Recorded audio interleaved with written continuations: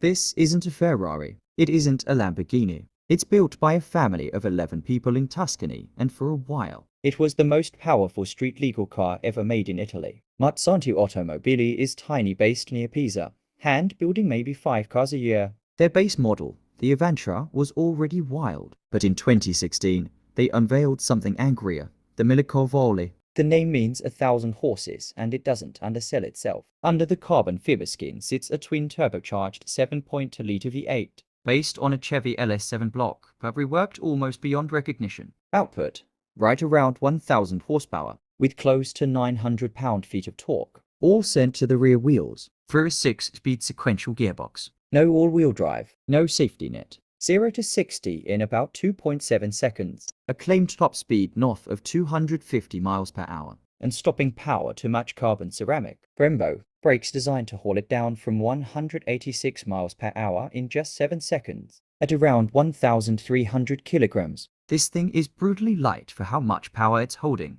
The styling isn't subtle either. F1-inspired nose, a Ellie Man's prototype-style fin running off the rear wing, and reverse opening doors straight out of the standard Evantra. Inside, hand-stitched leather and total customization. Because every single unit is built to order, Mazzanti planned a run of just 25. You'll probably never see one in person, and that's exactly the point. While the big names chase headlines, this little Tuscan workshop quietly built one of the rawest hypercars to ever wear the Italian flag. Text on screen: Mazzanti Evantra Millecavalli, built in Pontedera, Tuscany.